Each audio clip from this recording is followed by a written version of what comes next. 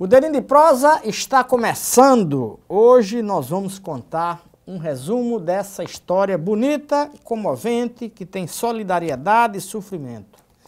O título deste livro é Minha Filha Teve Câncer, uma história de amor, de João Eduardo Moraes de Melo, que é o entrevistado. Eu gostaria que o senhor, por gentileza, começasse a contar, resumir para nós essa história. Fala um pouco da sua filha e quando descobriram que ela tinha câncer, e daí a gente desenvolve o papo. Pois é, Wellington, em maio de 2014, pouco tempo, a nossa pequena Maria Luísa, conhecida como Mamá, ela apresentou um pequeno ardor ao urinar. E vida saudável, Maria Luísa nunca frequentou um hospital, nunca tomou um soro. Qual a idade? 4 aninhos. 4 aninhos. E aí nós levamos para a doutora Piedade Boto, que é a pediatra dela, e insistentemente nós pedimos a ela que encaixasse, porque sabe que pediatra hoje é muito cheio, né? E nós conseguimos encaixar. Ao chegar lá, a doutora Piedade fez aqueles exames normais, né, na criança, não identificou nada, mas ao apalpar a barriga dela, eu notei, eu que estava com ela, que ela começou a demorar, apalpando e como que sentindo algum problema. Na minha cabeça de pai, eu ainda achei que ela estava investigando a infecção, que na minha cabeça era urinária, né? Pelo ardor, a infecção urinária. Mas ela pediu com muito propriedade que nós fizéssemos um ultrassom. E isso com uma certa urgência. Eu já queria que você fizesse logo amanhã esse ultrassom. Continuei sem muita preocupação. Mas já a minha esposa, quando eu cheguei em casa, minha esposa é fisioterapeuta da área de saúde, inclusive trabalha no Hospital Laureano e na UTI. E minha esposa fez, não filho, eu não vou nem trabalhar amanhã, eu vou fazer isso logo. Confesso que continuei na infecção urinária, sem maiores preocupações, até porque eu sou leigo nessa área. E no outro dia, fui para o trabalho. Quando eu estava no trabalho, a minha esposa saiu com ela para tentar encaixar uma urgência. Algo em torno de 9 horas, minha esposa me liga já aos prantos, chorando, dizendo que tinha um caroço. E eu, calma filha, tenha calma. E eu vou para aí agora. Eu peguei o carro, já corri para lá, cheguei lá, já me abracei com ela. Ela fez, um caroço, é um tumor, né? E o médico já tinha detectado. Ligamos para a doutora Piedade e ela nos recebeu na casa dela. Venham para cá, urgente. Eu fui ao apartamento dela e chegando lá, ela fez, realmente, nós temos aqui o tumor e é grande e é cirúrgico. Ela foi muito franca com a gente, isso aqui é cirúrgico. Te confesso, Wellington, que nesse momento meu mundo caiu.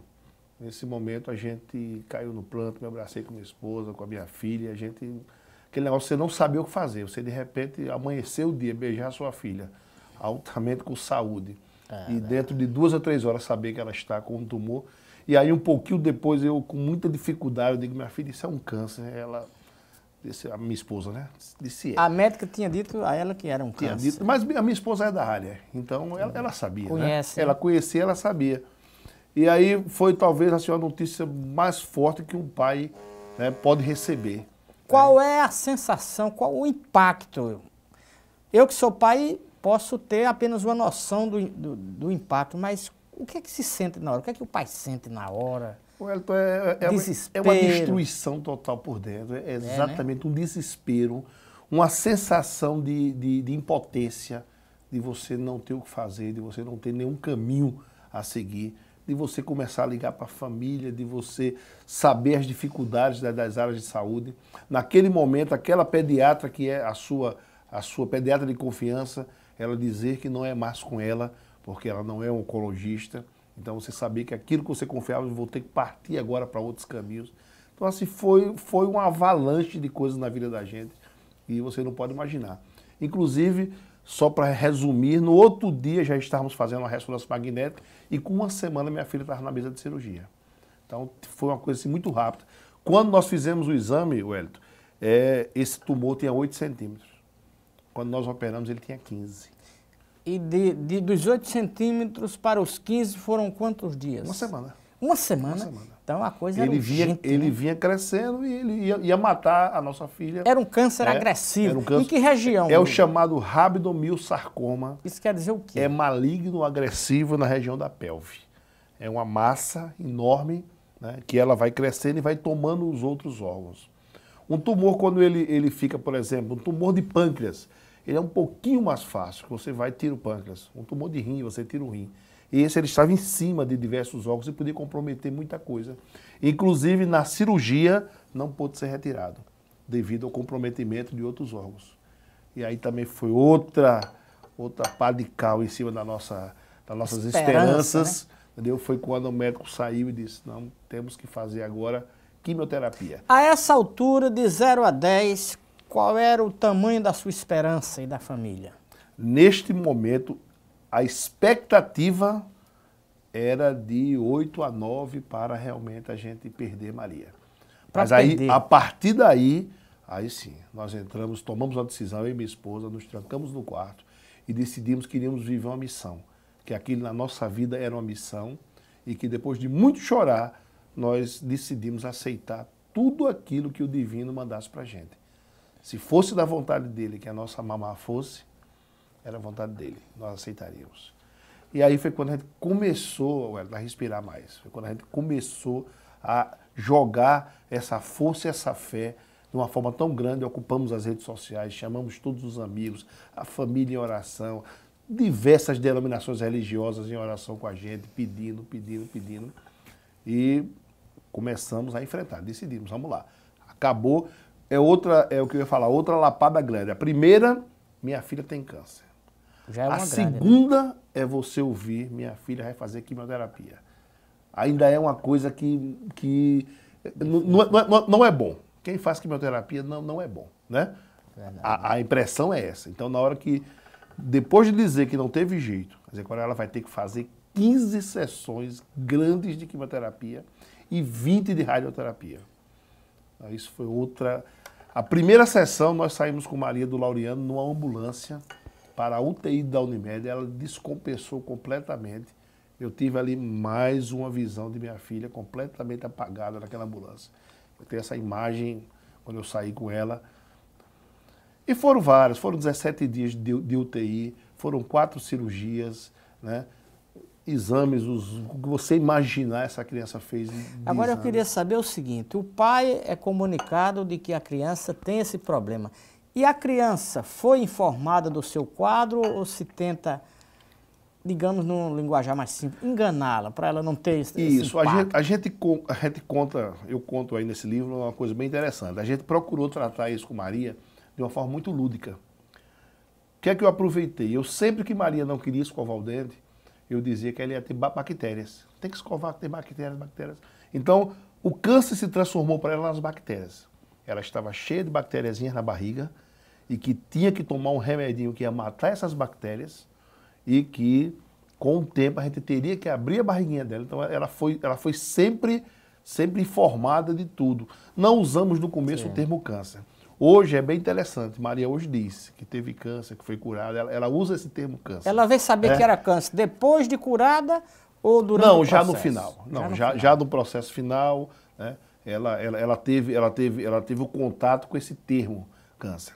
Mas a gente, durante todo o tempo, a gente usou muito isso. Vamos limpar essas bactérias, vamos tirar, vamos matar as bactérias. Inclusive, ainda hoje, eu aproveito sempre que ela bota algo na boca, o negócio, eu digo, olha as bactérias para não voltar. Então, uso esse lúdico. A expectativa da família era pequena, de que ela sobrevivesse. Sim, e pequena. A expectativa da medicina, dos médicos? Também, muito pequena. A mesma coisa? Muito pequena. Quando ela foi para o centro cirúrgico, o médico disse alguma coisa, ela volta, ela não volta? Não, a gente sempre teve um contato muito próximo e ficamos até com uma amizade muito pessoal com a doutora Andréa Gadelha e ela nunca nos mentiu em nada. Sabe? Eu sempre, quando a primeira consulta de doutor, eu quero toda a verdade. Eu quero saber tudo o que pode e o que não pode acontecer. E ela era muito franca. Né? Então, às vezes, não precisa... O que era que podia acontecer pela ótica dela? Olha, pela ótica, Maria, após a segunda cirurgia, ela poderia, por hipótese, ela poderia perder o útero, ela podia perder o rim, ela podia perder a bexiga, ela poderia... Esse seria o grande problema. Inclusive foram 4 cirurgiões, um deles o Marcos Weber, um excelente cirurgião vascular. Porque dentro do tumor passavam vasos, né? Então um vaso da perna, e é onde ela sentia muita dor, estava passando por dentro do tumor. Ele iria tentar tirar o tumor, revascularizar. Se ele não conseguisse, ela poderia, essa perna começar a necrosar. E para salvar Maria, teria que perder essa perna. Então, até isso, a gente tinha essa expectativa. O hospital da Unimed ficou de plantão, esperando Maria sair de dentro da sala de cirurgia para ser entubada, para a UTI estar toda preparada. A cirurgia tinha uma perspectiva de demorar 8 horas. O Wellington, essa cirurgia demorou apenas 3 horas. Jesus foi tão misericordioso com a gente que com 3 horas esse tumor saiu. E para não dizer que Mamá não foi mutilada em nada, ela perdeu um pedaço da bexiga. Pois é, eu queria que você contasse o resto dessa história daqui a pouco, que a gente vai fazer um breve intervalo e voltamos já já.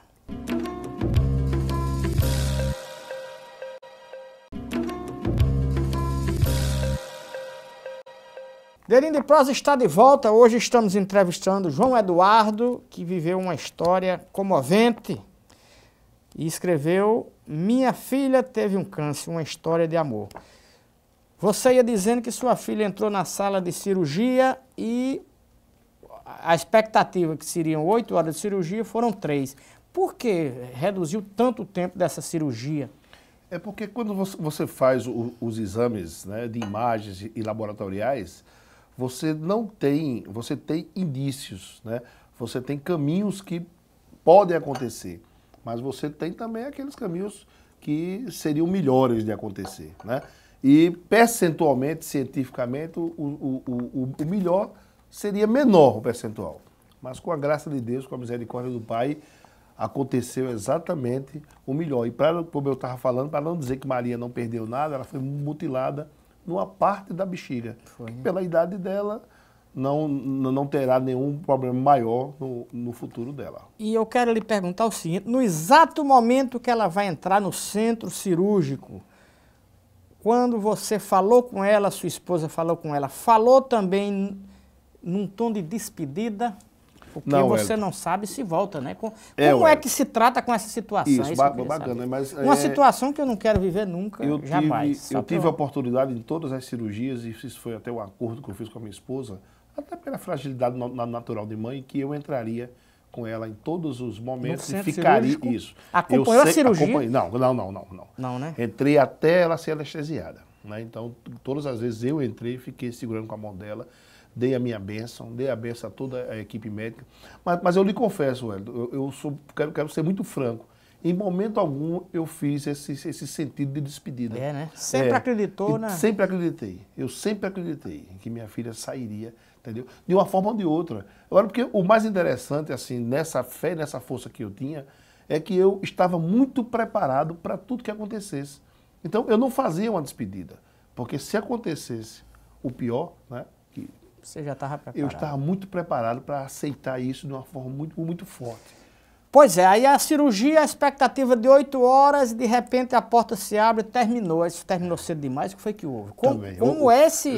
Não tenha dúvida, não tenha dúvida. E terminou muito cedo? Quando o doutor Marcos saiu, o olhão, porque eu fiquei dentro, né? Até por algumas amizades que nós tínhamos, eu fiquei dentro do bloco cirúrgico. Tinha um sofazinho assim, eles me deixaram dentro. Então eu fiquei, minha esposa lá fora com toda a família, com o pessoal, mas eu fiquei dentro. Então, quando realmente, isso aí você fala interessante. Quando o Marcos Weber saiu, foi o primeiro médico, eu arregalei um olhão. Como que ele diz? Não teve jeito, né?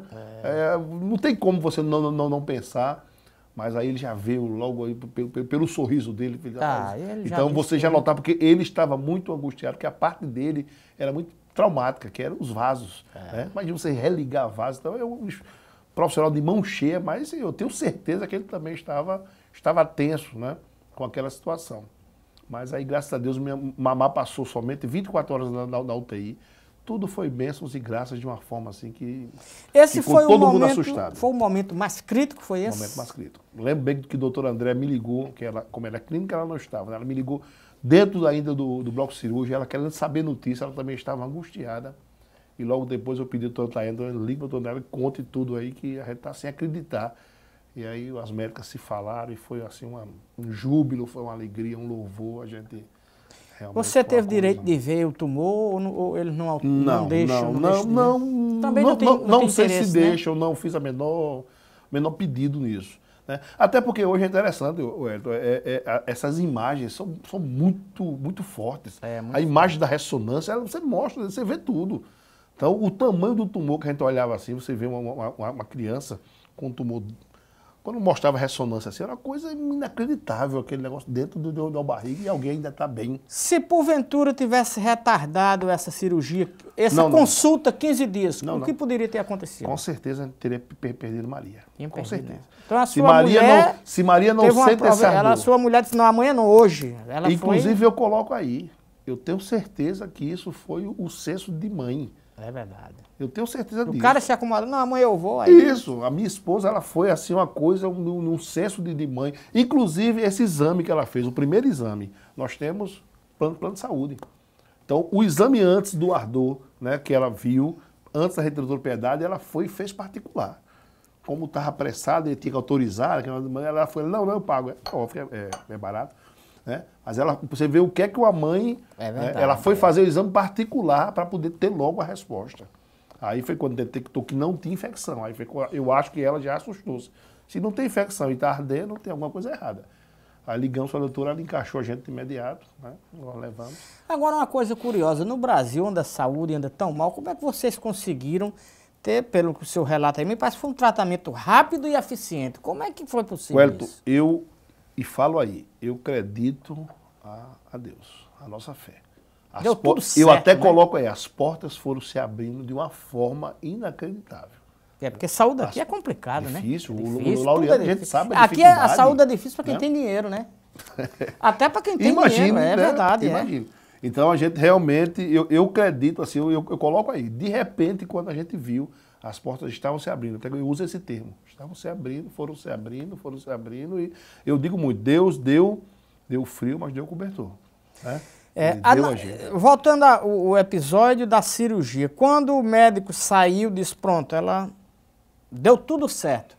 O sentimento ali era de, bom, escapou, agora não morre mais, ou ainda tinha tapas a queimar, tinha expectativa, receios? Veja bem, nós temos a plena consciência, né, que o rabdomiosarcoma ele é extremamente agressivo, ele é maligno e ele tem, lamentavelmente, uma tendência, em diversos casos, à recidiva, que é a volta.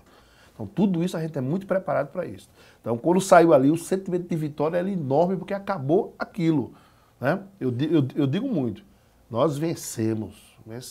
Tá? Daquele tumor, ela não morre mais. E o outro ela não vai ter, porque eu já me apoderei desse milagre. Mas a gente, obviamente, que tem esse cuidado, tinha ali mesmo. Mas acho que o momento, a expectativa negativa era tão grande que não deu tempo de pensar em, realmente, naquele momento ali, quando Maria saiu, que eu beijei ela, que a gente levou ela para a UTI, para mim ali foi era a cura, que acabou, porque não era fácil. E em que momento vocês passaram para a menina a gravidade, a realidade que ela estava vivendo, que poderia ter morrido? Não. Nunca disseram? Não, em momento algum. A gente, antes dessa cirurgia, dessa fatídica cirurgia, que seria uma mais grave, eu conversei muito com ela com relação ao que poderia, vamos dizer, demorar no hospital. Vamos dizer, olha, mamãe, você vai fazer uma cirurgia agora, então não vai curar logo, você vai ficar com um corte muito grande, esse corte vai demorar, então você vai ter que ficar no hospital tomando aquele soro, tomando muito... Eu preparei para, exatamente, que Deus livre saísse sem uma perna, uma coisa, ela saber que teria ainda uma caminhada grande, né, pela frente. Você precisa ver, ela saiu com um dreno e saiu com um catéter aqui. Eu nunca vi um negócio daquele, porque eu sou frouxo. Eu acho que se eu tivesse um negócio enfiado aqui, e um dreno pendurado aqui de lado, eu ficava na cama e pedindo a minha esposa água. Maria Luísa ficava dentro do hospital e depois em casa, andando para lá e para cá, brincando. E aquele negócio incomoda, aquilo arde, entendeu? Que enfiado aqui na barriga.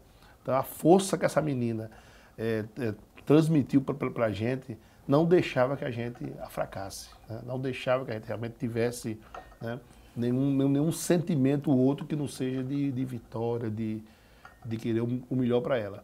E a nossa expectativa era essa, saber tudo isso, saber o que estamos vivendo, inclusive, né, nós essa semana temos que fazer tomografia, fazer radiografia, nós Todo mês fazemos o exame de sangue laboratorial, todo mês consulta médica, trimestralmente exames de imagem, ressonâncias. Então, assim, é uma caminhada longa. Certo. A gente vai fazer um breve intervalo. No próximo bloco, a gente vai contar, o senhor vai contar para a gente o que mudou na vida de sua filha, quem era ela antes e quem é ela depois da cirurgia. Okay. Daqui a pouco o Dedinho de Prosa vai estar de volta.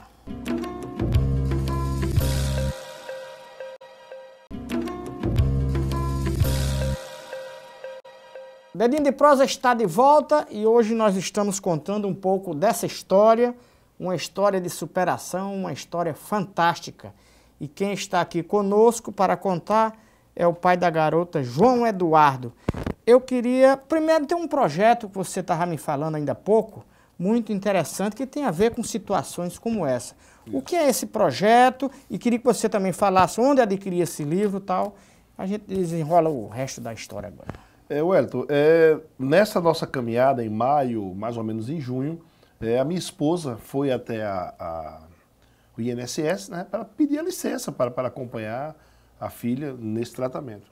E aí nós descobrimos lá que não existia amparo legal na CLT para que pai, mães ou cuidadores possam acompanhar os seus filhos. Inclusive uma incongruência grande, porque o ECA, o Código do Adolescente, ele diz que todo hospital é obrigado a permitir que pai e a mãe fiquem ao lado de uma criança de 4 anos de idade, 5 anos de idade. E esqueceu de liberar do trabalho. O pai pode ficar lá, mas no trabalho ele tem que trabalhar, então não tem condição. E ela teve que pedir demissão do emprego para acompanhar minha filha. Pediu demissão? Pediu demissão. No momento que as despesas aumentam, que você tem uma necessidade, ela só tinha essa opção. Tirou férias, né, obviamente, né, uma licença, testado médico, mas depois não pôde mais. O servidor estadual, federal e municipal já tem isso em lei. E aí eu fiquei revoltado, publiquei na rede social uma crônicazinha chamada Absurdo e começamos a pesquisar na internet se existia alguma lei. Encontrei um projeto de 2011, é o PL 3011, inclusive de um deputado paraibano, o deputado Aguinaldo Ribeiro, e esse projeto ele dorme, né, em berço esplêndido desde 2011 no Congresso Nacional, sem votação. Né? E aí a gente lançou a campanha, o projeto Vem Cuidar de Mim, né, que é um projeto onde os filhos pedem, pai, vem cuidar de mim, para a gente coletar assinaturas para conseguir a urgência desse projeto. Conseguimos ainda 70 mil assinaturas, e entregamos no dia 10 de abril ao presidente da Câmara, Eduardo Cunha, ele esteve aqui numa visita a Loriano, e a gente entregou um requerimento de urgência e as 70 mil assinaturas. Para nossa alegria, mês passado nós vimos que esse pedido e as assinaturas foram acostadas ao projeto, né, apensadas ao projeto lá em Brasília, e uma promessa do presidente Eduardo de colocar em votação de julho para agosto. Inclusive ele falou que é uma das bandeiras de campanha dele é tirar da gaveta todos os projetos que estiverem parados, e esse é um deles. Bom, eu gostaria de saber como é que a razão desse livro, por que você resolveu contar essa história. Quem tiver interessado em conhecer mais, onde pode adquirir o livro, e em quanto tempo você concluiu esse trabalho? Wellington, durante essa caminhada, eu sou uma pessoa que gosta muito de ler. E nas minhas noites mal dormidas, inclusive durante os 17 dias de UTI, que eu ficava de 7 da noite às 7 da manhã, 7 da manhã, 7 da noite, e minha esposa de 7 da noite, 7 da manhã, eu ficava essas noites só, né? E ficava buscando na internet uma leitura que me ajudasse, que me desse uma superação. Encontrei um livro de Bianca Toledo, né, que me ajudou muito. Aí baixei testemunho dela e foi muito forte. Então eu senti essa necessidade de deixar, né, essa minha caminhada para que outras pessoas, outros pais, pudessem ler e ver que é possível superar. Que é possível superar. E aí eu comecei a escrever. Como eu escrevo muito em redes sociais, eu peguei algumas coletâneas do que eu tinha durante essa caminhada feito, e te confesso que foi muito rápido. Acho que eu fiz esse livro em 2 meses, mais ou menos, contando toda a história, né, desde o início. Inclusive eu falo do nascimento de Maria para poder ilustrar o amor que a gente teve por Maria 4 anos atrás. Filhos? Nós temos 4 filhos. 4 filhos, né? E uma netinha. Então, as mídias sociais são úteis num momento desse? Até que ponto? Tem um capítulo só sobre isso aí. É? Para mim, as mídias sociais, as redes sociais foram uma coisa mais fantástica na minha vida. Até eu cito aí, quando eu estava na UTI, que não tinha 3G, não acessava nada, eu encontrei lá uma rede da parte de coração, lá da Unimed. E eu consegui acessar essa rede, era a minha salvação. Porque imagina você ficar de 7 da manhã às 7 da noite, dentro de uma UTI com a sua filha, dentro do isolamento, que ela, como é câncer, ela ficou dentro do isolamento, dentro da UTI. Então você ficava ali sozinha, ela lá apagadinha, tomando seus remédios. E as redes sociais, para mim, foi uma forma de... Pelo o meu ciclo de amizade muito grande, logo no início eu não aguentava de tanto telefonema. Cada telefonema era um desgaste emocional. Cada amigo que liga, o Hélio ligou para cair, cada contar a história. E aí quando eu comecei a usar as redes sociais, acabou o Eu tenho uma dificuldade enorme de conviver com esse tipo de coisa. Às vezes a solidariedade me passa a sensação de que às vezes mais atrapalha. Eu tenho essa história de dar os pêsames, eu tenho porque o cara já está sofrido, não é? Aí você ainda vai, olha, ligar. Isso. É melhor que a pessoa haja com parcimônia. Eu geralmente procuro fugir e depois digo, olha, camarada, eu não liguei naquela hora para não lhe sacrificar mais. Esse meu comportamento ajuda mais ou é dar uma sensação de desprezo? Não, eu acho que ajuda mais. Inclusive, eu coloco aí. Eu coloco esse sofrimento a cada contato. A cada pessoa que eu encontrava na padaria, que eu encontrava na farmácia, como eu moro no bairro dos Bancários, um bairro muito provinciano, que a gente conhece todo mundo, na igreja. A cada pessoa que chegava para você contar um pouquinho, e todo mundo inocentemente quer saber. Né? Todo mundo quer dar aquele abraço e saber. Então, é muito desgastante. Talvez, de repente, por isso que eu louvo pelas redes sociais, porque os amigos colocavam lá um curtir, diziam ok, beleza, então, eu sabia que eles estavam ao meu lado, mas não precisava ter esse desgaste. Né? Mas o bom das mídias sociais, o bom das mídias sociais num episódio desse é só para você ou a mídia social também ajuda a resolver o problema? Ajuda a resolver o problema e eu acho que ajuda outras pessoas. Né? Eu mesmo dentro desse processo, né, que a gente trabalhou dentro do Laureano, depois que nós começamos a divulgar os problemas de mamar, eu notei que outras pessoas passaram a divulgar os problemas. E um ajuda o outro, né? É interessante, ainda isso está muito mistificado. Eu entro num restaurante com Maria, né, carequinha, com a máscara, eu notava pessoas que não iam para aquela mesa ao lado, que ainda não conhecem, ainda pensam que é contagioso, ainda pensam, a falta de informação é muito grande. E, na verdade, ela está ali sendo protegida. É ela que está protegida de você. E quem quiser o livro, como é que faz? Quem quiser o livro, por enquanto, a gente está vendendo mesmo, é 989, né? 98826-4881. Você pode ligar ou passar o e-mail para contato@vemcuidardemim.com.br e que a gente vai deixar onde você quiser. O livro custa R$30. Eu não sei se dá tempo de falar. O livro, ele vai financiar. Nós decidimos fazer o Instituto Vem Cuidar de Mim. É um instituto que vai cuidar de 100 crianças em estado de vulnerabilidade social. Nós vamos fazer todos eles da comunidade do Timbó, que é um bairro onde a gente já tem um trabalho lá pelo Rotary Club. E a gente vai pegar essas crianças no contraturno da escola e nós vamos oferecer laboratório de informática, música, canto, leitura, matemática, dever, fazer o dever, horta. Então fazer um trabalho para poder eu acho que eu preciso retornar tudo que eu recebi. Né? O que é que mudou na vida de sua filha esse episódio? Quem era ela depois, quem é ela hoje? Ou ela, passado o que passou, voltou a ser a mesma pessoa? Não, eu não sei se eu posso usar esse termo, assim, mas eu acho que minha filha hoje é uma mulher. Minha filha hoje cresceu de uma forma tal. Ela ganhou assim, experiência, maturidade, inteligência, entendeu? Tem 5 anos hoje? Sim, hoje ela tem 5 anos. Né? Tem 5 anos hoje. Então, Maria perdeu um ano, Hélio. Olha como é interessante. Ela perdeu um ano e parece que não perdeu nada. Ela hoje está escrevendo, ela está lendo. É o que tem me alegrado muito. Eu acho que Maria ela cresceu assim, de uma forma tal, com essa experiência vivida, né? Com a maneira que nós procuramos tratar, né? Tudo isso que ela passou. Então, eu acho que qualquer pessoa que passa por um sofrimento, mesmo sendo uma criança, eu acho que ela edifica e evolui a vida dela. E você tem 30 segundos, pela experiência que viveu, para aconselhar quem descobriu hoje que o filho está com um problema de saúde. Qual era o conselho que você daria em 30 segundos? O conselho que eu dou é que você acredite, que você tenha fé, que você saiba que todos nós podemos superar, desde que você esteja preparado para qualquer resultado. Então, a tendência para você ter um resultado positivo, se você está bastante edificado e preparado para qualquer resultado, ela é muito maior mesmo. Muito obrigado pela entrevista e o Dedinho de Prosa fica por aqui. Até a próxima.